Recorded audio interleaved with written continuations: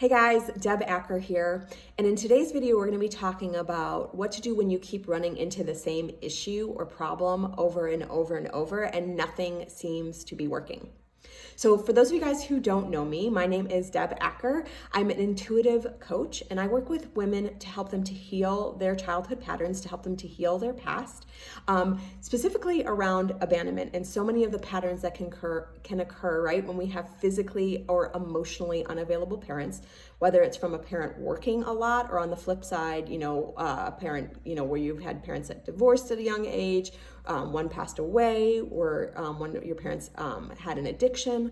All of those things can cause abandonment in our systems and can cause us to leave ourselves in various ways.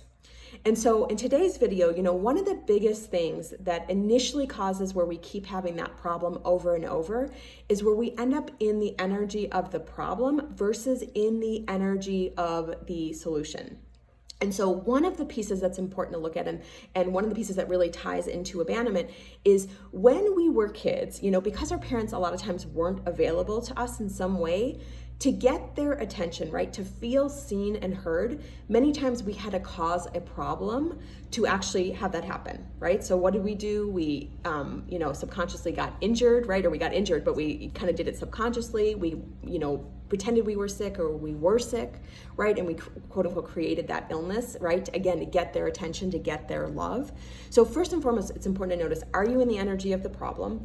And if you are, why, right? Just taking a look at that. Also important to notice, okay, why am I feeling the need to force it here? Right? Why am I feeling, the need to really to force something? And why am I not trusting that I can have it exactly as I want it?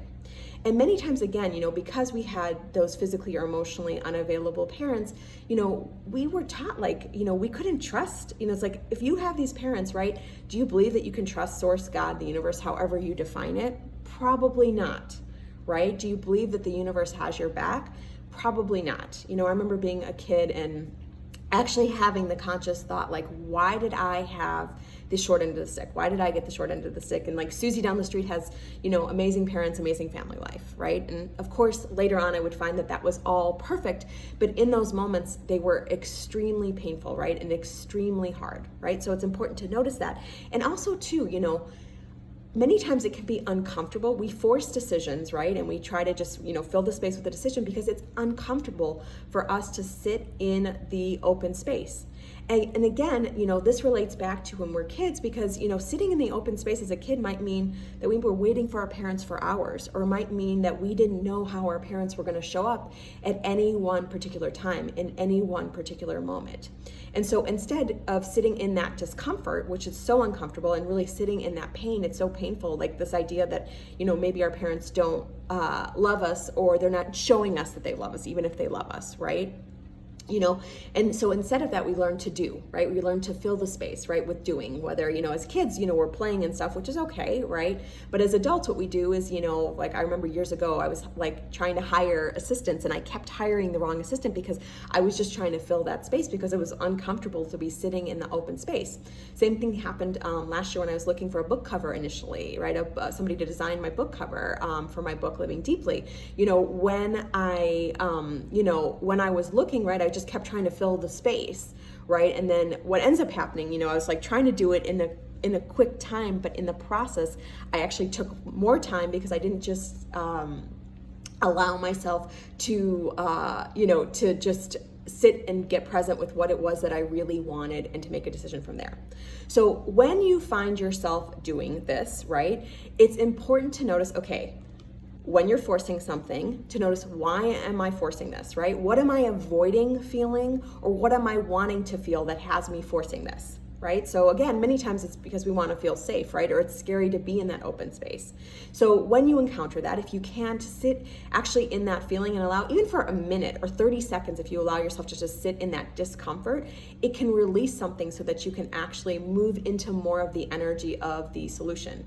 And on the flip side, if you're wanting to feel safe, sitting in the energy of feeling safe so that you can attract the solution. So that's one piece. Then from there, I recommend making a list of everything that you wanted. So, many of you guys know that I moved recently. And when I was moving, before I moved or anything, before I even started looking, I made a list of, this is my ideal apartment, right? If I could have it any way that I wanted it, this is how I would have it, right? Then from there, I got in the feeling of it, right? I got in the feeling of the possibilities. I got in the feeling that this was actually going to happen. And I got in the feeling of the excitement of like, oh my gosh, finding the perfect apartment for me. And then from there, once I did those two steps, I said no to the things that weren't working for me, right? So I said no to, the apartments that, would have been fine. And in my 20s, I would have been like, yeah, that's fine. But creating, in this situation, a mindful living space meant saying no to the things that didn't feel exactly right, that weren't exactly what I wanted. So if you found this video helpful, if you could like it and or comment with an emoji below. If you have questions, feel free to comment those below, as well as anything that you received from this video. And if you're looking for more ways to heal various abandonment patterns, you can head to my website at www.deboraacker.com. Again, that's www.deboraacker.com. Thank you guys so much for watching, and until next time, have a great day.